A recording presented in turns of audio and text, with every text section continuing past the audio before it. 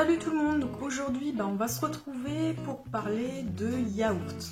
Donc moi ça fait quand même 10 ans maintenant que je fais mes yaourts maison, avec des périodes où j'ai arrêté, d'autres où j'ai reprise, hein.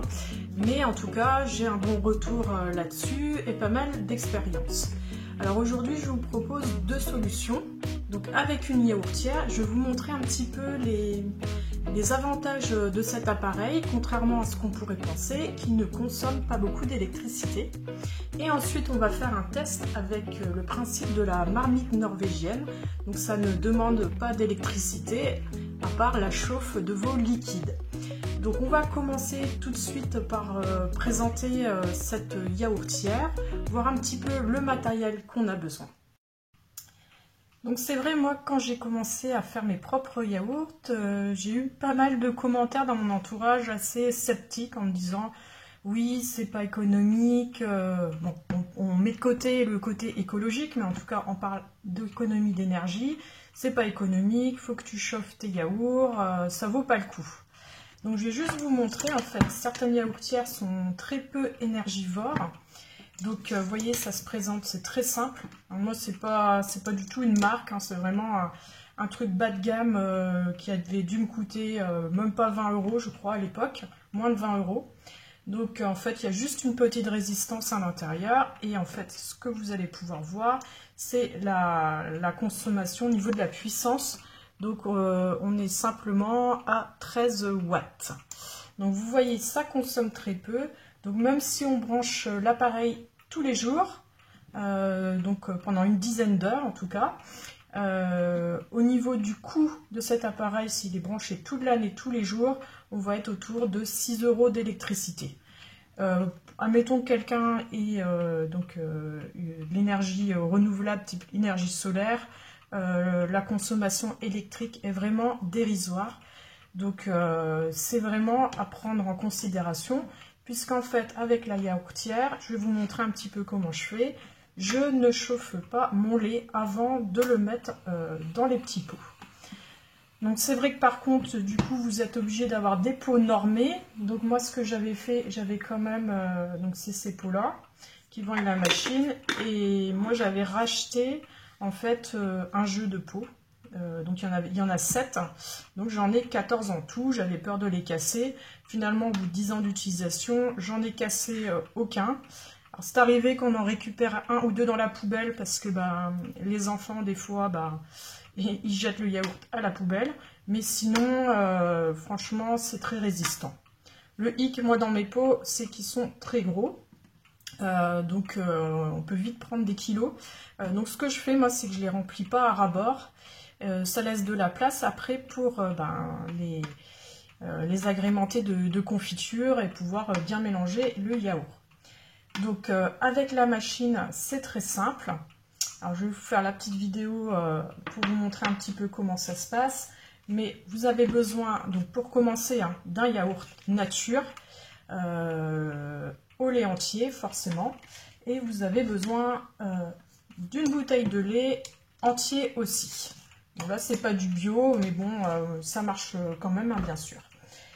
Donc si vous n'avez... donc ensuite, ce qu'on va faire, c'est qu'on va mélanger tout ça. Donc je vais vous montrer. Vous verrez, c'est vraiment très très simple. Ce que je vous conseille, c'est de sortir quand même du frigo une demi-heure avant de faire vos petits pots de yaourt. Vous les sortez une demi-heure avant pour qu'ils soient un peu à température ambiante, qu'ils ne soient pas trop frais. Pareil pour le lait, on évite le lait qui sort du frigo et plutôt le lait qui a été maintenu dans la maison. Donc c'est très simple. Alors il y en a qui disent de ne mettre que 3 cuillères. Personnellement, j'ai toujours mis un yaourt entier. Je vois pas trop, tant qu'il est ouvert en fait, moi je le mets entier. Donc ce qu'on fait tout simplement,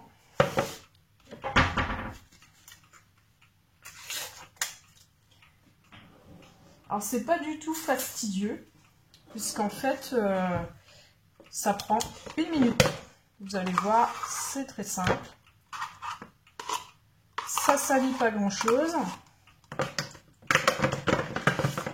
Moi je le mélange un petit peu.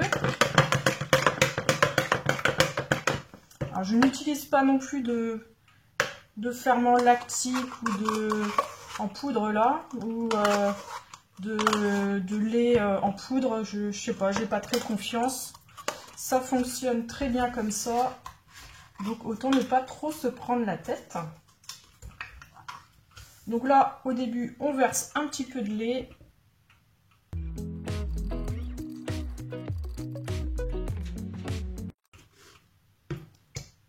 Et moi, je vais aller jusqu'à 800 ml, ce qui sera suffisant pour remplir mes pots. Après, suivant le type d'appareil et la taille de vos bocaux, bah, vous aurez peut-être besoin du litre entier. Avec un pot de yaourt, vous pouvez aller jusqu'à 1 litre entier, c'est largement suffisant.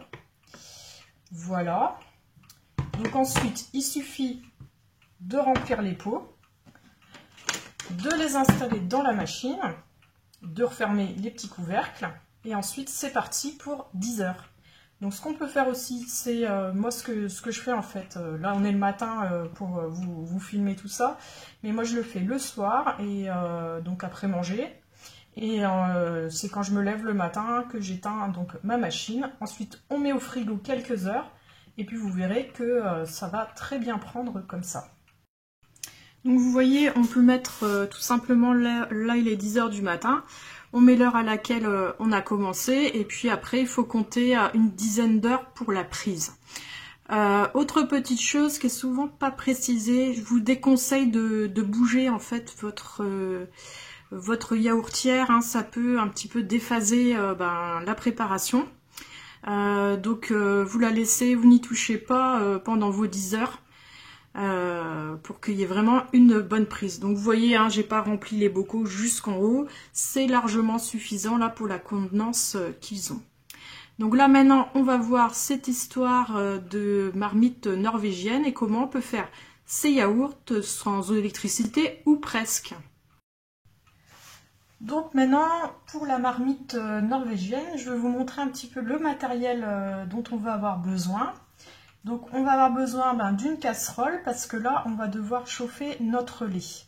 L'idée c'est de maintenir le plus longtemps possible une température autour de 40 à 50 degrés. Et pour ça on a besoin d'une boîte, on va dire qui garde une certaine chaleur. Donc ce qu'on va utiliser tout simplement c'est une glacière. Vous en avez certainement chez vous.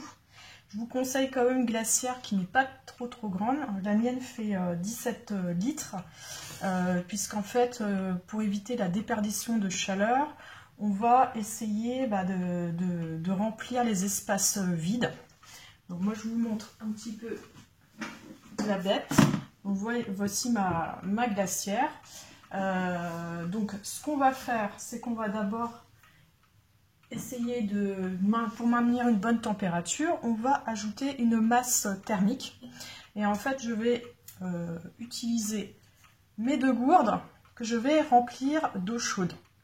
On n'est pas obligé qu'elle soit extrêmement bouillante, mais on va dire, on va prendre une eau autour de 60-70 degrés. Alors, il y en a vous pouvez utiliser l'eau à la sortie de votre robinet. Là, pour le test, je vais quand même la faire chauffer ici dans ma casserole. Je vais remplir les gourdes et les installer dans ma glacière.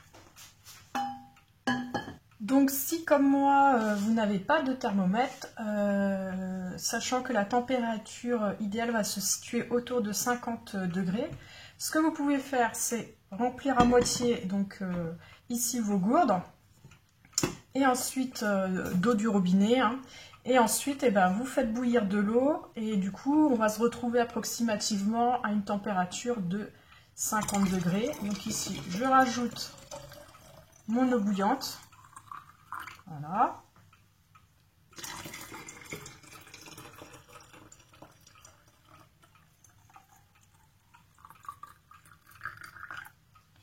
Et voilà. Donc je vais refermer tout ça.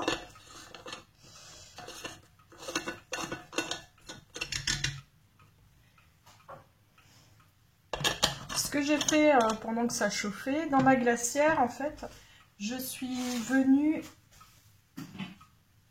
rajouter des serviettes éponges. pour encore garantir un meilleur maintien de la température autour de 50 degrés. Ce que je fais, c'est que je vais mettre les gourdes dans la glacière.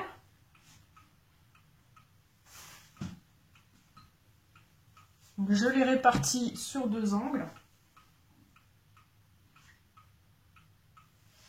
Et on va faire de même pour le lait. En fait, on va essayer de se rapprocher de la température de 50 degrés. Alors moi, c'est du lait UHT, donc j'ai pas besoin de le faire bouillir. Hein. C'est pour ça que vous m'avez vu avec ma yaourtière. J'ai mis du lait entier sans le faire bouillir, puisque celui-là, il a été stérilisé. Donc pas de souci, on ne le fait pas pour ça. C'est vraiment pour la prise du yaourt, il faut que ce soit autour de 50 degrés. Donc c'est pareil, ce qu'on va faire, on va partir sur 1 litre de lait pour donc toujours un yaourt. Et donc on va chauffer la moitié, donc 500 ml. Et après je vais rajouter mon lait à température ambiante pour me rapprocher de ces 50 degrés. Donc moi je ne fais pas totalement bouillir, hein, c'est vraiment quand ça commence à fumer. Parce que ici forcément mon lait il est autour de 18-20 degrés. Donc ce qu'on peut faire pour éviter que ça attache, c'est on laisse quelques gouttes d'eau dans le fond de la casserole. Petite astuce de grand-mère. Donc là j'ai mis mes 500 ml de lait dans la casserole. Alors bien sûr, si vous avez un thermomètre, vous utilisez un thermomètre. Hein. Moi j'en ai pas, donc c'est pour ça que je fais comme ça. Donc pendant ce temps-là, ce que je fais, je fais la même chose que tout à l'heure. Je vais faire ma petite mixture avec le pot de yaourt.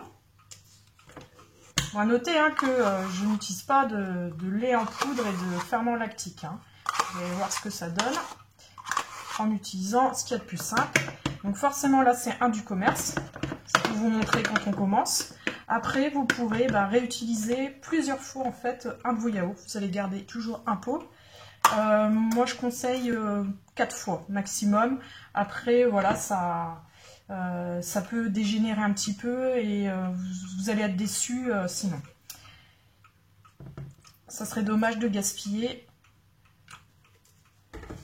Alors moi quand j'ai commencé à faire ça, c'était vraiment pour réduire les déchets. Parce qu'en fait on se rend vite compte que les pots de yaourt ça encombre beaucoup la poubelle. Et en plus c'est un matériau qui se recycle très très mal.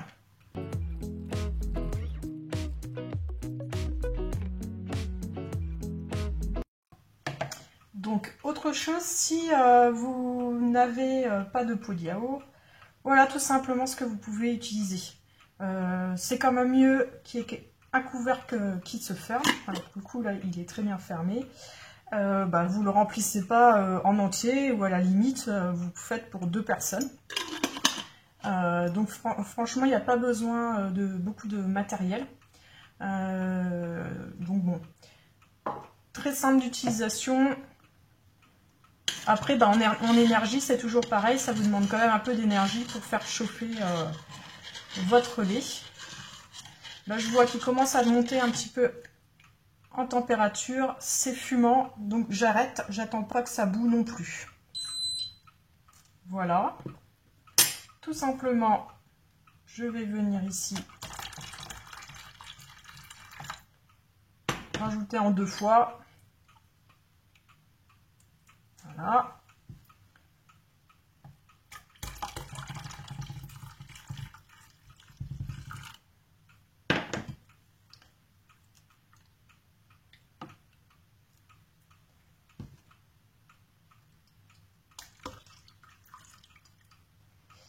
Et voilà. Donc là, je peux sentir que mon lait est vraiment bien tiède. Il est vraiment à une température agréable. Donc là, pas de souci. Je remplis mes pots et puis je vous montre un petit peu après l'installation dans la glacière.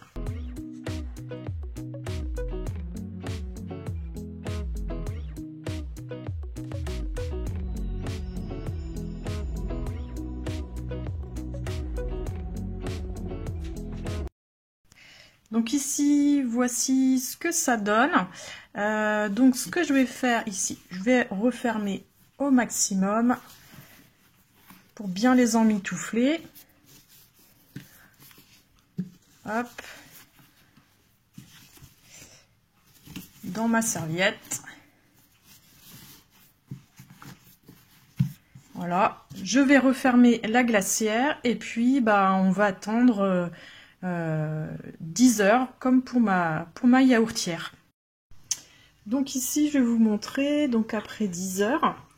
Donc, alors bien sûr on va les mettre au frigo, mais ici on peut voir que ça a bien pris. Donc les pots sont encore chauds. Donc là j'ai donc retiré mon thermomètre pour le principe dans la glacière. Donc en fait j'étais à ici vous pouvez voir à un peu plus, bon là je viens de le retirer donc ça a diminué, mais j'étais un peu plus de 27 degrés. Donc grosso modo ça a perdu 1 degré par heure en fait. Et donc là on va aller voir ce qui se passe dans la glacière. On va retirer. Et donc ici, ça me semble pas mal du tout. Ça a une bonne consistance. Donc on va le mettre une nuit au frigo. Je regardais un petit peu comment ça se passe. Bah écoutez, au niveau... La différence n'est pas notable entre la glacière et ma yaourtière. Donc je vais retirer tout ça, je vais mettre au frigo et puis demain on va voir la texture ensemble, voir s'il y a une différence entre les deux méthodes. Donc voici le dernier jour de notre expérience. Donc mes yaourts ont passé la nuit dans le frigo. Donc ici j'ai la version yaourtière et ici avec ma marmite norvégienne. Donc là d'aspect sans les ouvrir, pour moi ils ont vraiment l'aspect de yaourt.